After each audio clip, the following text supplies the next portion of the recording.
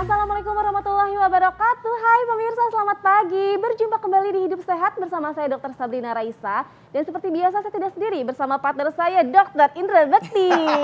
Amin, jadi dokter ya, amin. Ya. Ini udah bertahun-tahun di sini emang, tapi gelar dokter itu didapatkan dari Hidup Sehat. Terima kasih loh ya. Iya, selamat bergabung Dr. Bekti. Betul sekali, tapi bukan dokter Ya.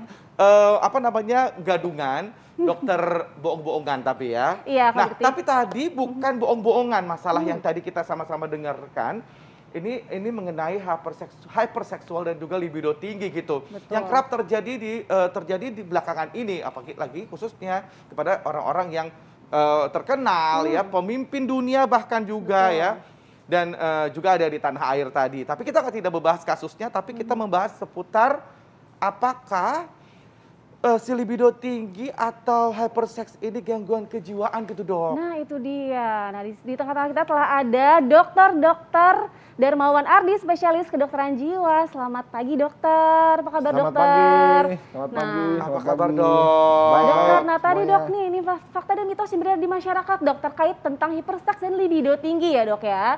Nah ini katanya dok, pengidap hiperseks ini baik wanita ataupun pria, ini umumnya tidak menyadari bahwa mereka mengidap hiperseks dan libido tinggi itu dok. Itu fakta atau mitos dok? Ya, memang kebanyakan mereka tidak menyadari ya, karena mereka merasa itu bagian dari diri mereka dan itu dianggap sesuatu yang sudah menjadi kewajaran, Berarti itu kelaziman. fakta ya, Dok? Fakta berarti. Ya, kebanyakan tidak menyadari dan tidak Iya. juga mengerti bahwa itu suatu gangguan. Nah, baik dok, begitu. sebenarnya apa sih dok? Pemirsa pasti penasaran nih dok, hiperseks itu apa? Libido itu apa? Mungkin banyak juga pemirsa yang belum tahu nih dok. Pertama-tama itu menjadi sebuah gangguan apabila ada masalah psikologis dan perilaku yang terkait dengan perilaku seksualnya. Nah, masalah psikologis atau perilaku itu biasanya didefinisikan sebagai adanya distress dan disability. Jadi distress adalah suatu kondisi tidak nyaman di dalam dirinya dan disability itu adanya dengan disfungsi sosial, misalnya mengganggu relationship dan lain sebagainya seperti itu. Nah, kalau kita bicara libido sendiri, libido itu sebetulnya dorongan seksual yang sifatnya itu lazim dan itu ada spektrum, ada orang yang libidonya lebih tinggi, ada yang libidonya sedang, ada yang libidonya agak kurang, itu suatu yang dibawa gitu loh. Gitu. Nah, tetapi bisa juga itu sesuatu yang didapatkan karena kondisi medis. Jadi karena kondisi medis tertentu libidonya turun. Misalnya kalau di gangguan-gangguan kejiwaan, seperti kita tahu gangguan mood, misalnya dia itu sedang depresi, libidonya turun. Tetapi ketika dia manik, misalkan pada bipolar ada manik, dia akan libidonya meningkat. Nah, libido itu kalau misalkan libidonya tinggi kemudian menjadi masuk ke dalam kriteria di hiperseks itu adalah perilaku yang kita masukkan di dalam kriteria-kriteria seperti dia itu tidak bisa mengendalikan dorongannya, menghabiskan waktu yang banyak untuk berfantasi atau melakukan tindakan seksual lainnya atau nonton pornografi, kemudian dia tahu ada akibatnya misalnya ada resiko kena infeksi saluran kemih atau sexual transmitted disease, tetapi dia tetap melakukannya sehingga dia tidak bisa mengendalikan itu. Oh, baik. Itu Baik, masuk ke dokter. dalam hiperseksualitas. Hiperseksualitas. Gitu. Itu ya. Oke, Dok, ini ada fakta mitos selanjutnya ya, Dok ya. Hiperseks dan libido tinggi adalah dua hal yang berbeda. Fakta atau mitos? Jangan dijawab dulu, Dok. Tenang dokternya. Kompak kita ya. Baik, kita akan Iya. sesaat lagi mengetahui jawabannya. Tetap bersama kami di Hidup Hidup Sehat. Terima kasih Anda masih bersama kami di Hidup Sehat. Nah, kita masih membahas seputar hypersex dan libido tinggi. Nah, apakah itu gangguan kejiwaan? Nah, tadi ada fakta mitos yang belum dijawab nih ya. Hypersex dan libido tinggi adalah dua hal yang berbeda. Fakta atau mitos? Dokter, silakan dijawab sekarang. Fakta. Yes! Fakta. Dijawab dengan Berbeda. kayak kuis ya. Iya betul, jadi kayak kuis. Fakta ya, Dok. Bedanya Kenapa tuh apa? bisa begitu, Dok? Jadi kalau misalkan libido itu memang tadi kan sudah bawaannya ya, bawaan dari kita di otak juga mekanismenya berbeda dengan mekanisme kalau dia itu mengalami hiperseks, karena hiperseksual itu menjadi sebuah gangguan mental. Nah, jadi kalau misalkan kita lihat pada yang hiperseks itu itu sudah melibatkan neurotransmitter dopamin, sudah Apa itu dok? Dok? Neurotransmitter. Di dalam otak. Ya, itu jadi mungkin kita bisa lihat kimiawi penataannya, Dok. otaknya ini kan ada jaras dopamin ya. Ya. Nah, jadi jaras dopamin ini dari mesolimbik, ya, mesolimbik pathway ini akan terpengaruh. Jadi antara ini nukleus accumbens, ventral tegmentum area ini daerah-daerah dengan sistem limbik ya yang menyangkut hipokampus dan amigdala. Ini adalah area-area yang berhubungan dengan brain reward system namanya. Jadi brain reward system dengan pusat emosi tadi sistem limbik, lalu akan berpengaruh ke prefrontal cortex bagaimana dia bisa nggak mengendalikan. Nah, jadi kalau yang hiperseks ini udah terjadi ada rangsangan dopamin di mana sudah tidak bisa dikendalikan lagi perilakunya. Sedangkan kalau yang libido tinggi itu masih bisa dikendalikan. Kontrol, bisa Iya. dikendalikan begitu. Iya. Dok. Itu bagaimana? Bisa diobati atau gimana dok? Ya, Untuk bisa jadi mengurangi hyperseksnya.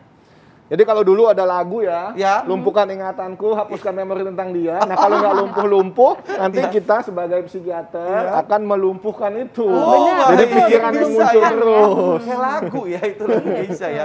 Iya, jadi Jadi pikiran yang muncul dialihkan gitu dok ya. kita tekan, Ditekan. kita kendalikan lagi, baik Itu- dengan pengobatan, Oh. dengan psikoterapi, atau mungkin perlu dirangsang dengan magnet. Oh baik. Ya, jadi itu bisa kita bantu untuk bisa mengendalikan kembali dan Oke. si pasien bisa kembali Ya. ambil alih Ya, kontrolnya. baik dokter. Dokter karena nih hyperseks dan libido tinggi itu berbeda ya dok ya. Nah ini ada fakta dan mitos berikutnya nih dok.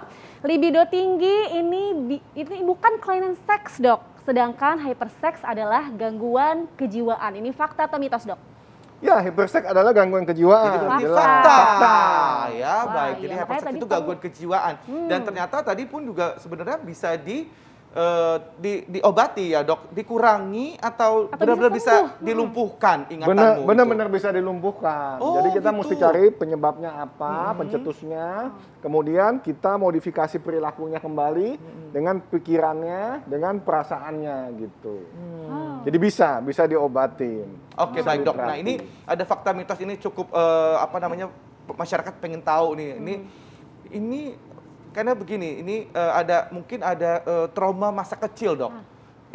Ini fakta mitos berikutnya nih dok. Jadi hyperseks dan libido tinggi pada seseorang pada umumnya dipicu oleh stimulus pada masa anak-anak gitu, alias trauma waktu kecil. Fakta atau mitos tuh dok? Fakta. Fakta juga? Di Oh, beberapa penelitian menunjukkan adanya sexual child abuse, Ya. kemudian adanya penelantaran pada masa kecil, itu mengakibatkan orang mencari dalam bentuk perilaku seksual. Oh, berarti sudah bisa diamati dari kecil juga dok ya. Dan wawancara pada pasien juga berarti harus menggali Bisa. riwayat iya. dan dahulu ya Dari dok ya. Bisa. masa anak-anak. Tapi apa sih yang membuat anak-anak itu trauma biasanya dok? Aku juga punya anak di rumah, betul. takutnya mereka supaya kita bisa aware bahwa nanti mereka dewasa mudah-mudahan bisa aman-aman Iya, aja aman gitu ya. dok. Ya, sekarang yang bahaya itu kalau misalkan mulai remaja ya. Ya. Jadi perilaku seksual remaja sekarang juga betul. sangat-sangat luar Bermacam-macam, biasa Dok. gitu ya. Mengerikan ya, Dok. Mengerikan. Jadi yang mesti kita lihat kenapa anak-anak itu bisa seperti itu, karena kalau misalkan dia ditelantarkan atau dia mengalami abuse pada saat kecil, itu ada tahapan perkembangan yang terhenti di mana dia tidak mendapatkan sebuah perhatian, sehingga itu dia akan secara unconscious mencoba mencari seeking for attention tadi. Seeking for attention tadi melibatkan kemudian adalah relationship dan perilaku seksual gitu. Oh, dokter katanya nih kalau pornografi juga itu berpengaruh, betul tidak dok? Betul, karena pornografi akan menumbuh suburkan fantasi dan seakan-akan film-film itu atau pornografi itu dianggap suatu kenyataan. Jadi ada pasien-pasien yang mengatakan bahwa oh saya mau yang kayak begitu katanya. Seperti di film. Lah film itu kan ada action cut. Nah dia kira itu betulan kalau di film itu kenyataan dia menuntut pasangannya seperti itu. Akhirnya terjadi konflik pasangan. Nah Biasanya ini menyambung tadi dari pertanyaannya gitu, pornografi ini kan anak-anak ini kan saya worry banget nih dok ya, punya anak-anak semuanya mungkin juga bisa di rumah gitu kan, untuk bagaimana untuk bisa kita menghalau akses informasi yang begitu sporadis Betul. begitu Apalagi kan zaman ya, dan sekarang ya, Kak, ya. akses begitu mudah Wah, gitu kan, mudah dan sekali. banyak sekali ini kita mendapatkan konten-konten pornografi gitu, dan biasanya kita tanpa kita sadar biasanya juga eksplisit juga gitu ya dok. Betul. Itu caranya gimana dok? Menjelaskan kepada anak-anak bahwa ini yang hal wajar dan ini hal yang tidak wajar gitu dok. Ya, orang tua harus bisa mendampingi anak-anak, Ya, betul. harus bisa menjadi teman supaya dia tidak hanya mendapat dari teman sebayanya. Ya, kemudian kita bisa mengguidance, kita bisa kasih tahu. Jadi makanya pengetahuan tentang sex education pada orang tua untuk bisa dia mengajarkan atau menerapkan pada anak-anak itu penting. Ya. Nah, pendidikan sex education-nya ini yang sekarang kita kurang. Iya. Sampai sekarang kita belum dapat. Karena kan mungkin masih tabu ya, itu merasa dia. bahwa kita nih Betul, ibaratnya masih anak kecil, belum Itu saatnya dia, betul. gitu kan, padahal perlu ya edukasinya. Jadi apa namanya, seperti sekarang banyak campaign tentang orientasi seksual. Itu juga anak-anak bingung sekarang. ya. Bagaimana menyikapinya. Kemudian beberapa anak malah masih SMP, SMA, pikirannya udah ke seksual aja gitu loh. Iya. Tentang dia punya orientasi lah, tentang dia punya hubungan lah Iya. gitu. Dok, tadi kan tabu ya dok di masyarakat. Nah ini cara memberitahu anaknya itu bagaimana dok? Sebetulnya kan masuk dari pendidikan kesehatan reproduksi Nah, itu dari dan situ ya. kesehatan mental dalam membina relationship sampai kepada membina keluarga. Jadi ada stigma Ya. kalau misalkan pendidikan seksual itu mengajarkan bagaimana berhubungan seksual Iya. gitu. Wah, padahal Betul. bukan seperti itu. Padahal bukan ya, kesehatan reproduksi, kemudian juga mungkin bahwa resiko-resikonya yang bisa kita hadapi gitu Termasuk kan ya. kesehatan mental tadi ya, kalau Iya. ya. Betul sekali. Baik. Baik dok, ini untuk hypersex dan libido lagi nih dok ya. Jadi ini terjadi gangguan pada fungsi otak bagi pengidap hypersex dan libido tinggi. Fakta atau mitos tuh dok? Ya, kalau yang libido tinggi itu tidak terganggu tadi fungsinya. Ya. Oke. Masih bisa dikontrol. Jadi ini masih abu-abu ya dok? Tapi kalau yang Antara tadi dua itu. hiperseks terganggu fungsi otaknya. Gitu. Jadi kalau libidonya tinggi itu tidak terganggu. Tidak, masih terkontrol. Masih terkontrol, terkendali. ya. Nah, tidak seperti yang tadi jaras dopaminnya dan mempengaruhi semuanya itu bikin hiper, nggak bisa Ya, dikendalikan. jadi libido tinggi itu hal yang normal, tapi ketika tidak bisa mengendalikan, Itu malah jadi itu menjadi hypersex. hypersex gitu ya. Begitu. Ya, Baik bisa dokter. Nah menjadi kriteria hypersex. hypersex itu seperti apa nih dok? Nih ada grade-nya tidak dok? Masyarakat pasti penasaran dok. Setelah sejauh ini belum ada. Bahkan ada kriteria diagnostik sesuai DSM pun juga itu masih terus dikembangkan. Jadi sebetulnya kebutuhan seksual orang seperti tadi libido itu kan bervariasi. Cuma kita mencoba membuat sebuah statistik aja. Misalnya kalau usianya udah sekian, misalkan 40 lebih, masih butuh berhubungan seksual setiap hari. Nah ini kita udah mesti menduga apakah ini sebuah perilaku hiperseks seperti itu. Jadi kalau grade ringan, sedang atau beratnya itu belum ada. Oh, Nah dokter, baik. untuk mengetahui ini hypersex markernya tuh apa sih dok? Ini hypersex atau bukan? Hal apa yang perlu kita perhatikan dok? Satu dari diri sendiri, apakah dia merasakan ini sesuatu dorongan yang akhirnya menjadi sebuah keharusan yang dimana setelah dia lakukan dia tidak memperoleh kepuasan. Jadi seperti dorongan obsesif gitu. Ya. Nah kemudian nomor 2, dilihat dari relasinya, jadi fungsi sosialnya, apakah dia ada masalah dengan relasi. Nah kemudian juga dilihat apakah ada yang hubungannya dengan tadi penyakit menular seksual, resiko untuk kena penyakit menular seksual, jadi untuk kesehatannya dia sendiri. Nah paling tidak hal-hal seperti itu perlu kita tanyakan. Kalau ditemukan dan itu beresiko berarti kita harus segera tangani gitu. Baik dok. Nah ini mungkin boleh dikasih kesimpulannya dok bahwa topik kita kali ini adalah mengenai hypersex dan juga libido tinggi yang mana gangguan kejiwaan. Nah mungkin boleh dokter kasih kesimpulannya. Silakan Ya. dok. Jadi hypersexual disorders masuk di dalam gangguan yang namanya adiksi perilaku. Nah itu menjadi gangguan karena melibatkan masalah adanya distress dari perasaan orangnya sendiri yang tidak pernah puas, ya dan juga dituntut harus dilakukan tapi hampa, nggak ada kedekatan emosional, relasi emosional, dan yang satunya lagi adanya disfungsi atau disability, di mana dia akan mengakibatkan masalah dengan relasinya, masalah dengan time consumingnya, sehingga dia tidak produktif karena nggak bisa konsentrasi, tetapi selalu memikirkan tentang dorongan seksualnya. Nah itulah makanya disebut hypersexual disorders gitu. Betul. baik, Baik, dan jadi bisa dipastikan bahwa hyperseksual ini bisa disembuhkan ya dok? Insya Allah.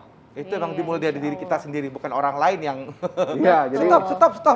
Tapi Iya. kita yang mau stop ya. Nah itu dia, dan harus konsultasi ya. ada Baik. kerjasama antara terapis ya, dokternya dengan pasiennya. Baik, Betul. dokter. Baiklah Ya. kalau gitu dok, terima kasih Terima banyak kasih dok. Dokter Darmawan. Baiklah, pemirsa, nah kita akan membahas selanjutnya soal telur ayam nih Kak Bekti. Telur ayam kan banyak ya Kak. Iya. Ada telur ayam negeri, ayam Betul. kampung, terus Ah. ada ayam omega 3, ada ayam probiotik, ada ayam Tukang organik. telur ya banyak. Banyak kan? Nah, tentang telur. Nah, tapi kita akan membahasnya tentang telur ayam negeri dan telur ayam kampung nih. Sesaat lagi pemirsa, jangan kemana-mana, tetap di Hidup Hidup Sehat.